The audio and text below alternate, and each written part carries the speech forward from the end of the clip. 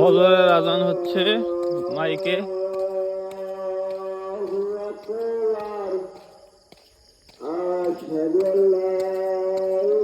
আসেন সবাই নামাজে।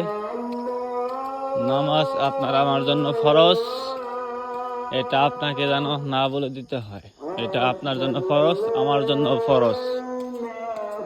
তো চলে আসেন নামাজে এবং নিজের পাপকে মাফ করার জন্য আল্লাহর কাছে ক্ষমা চান।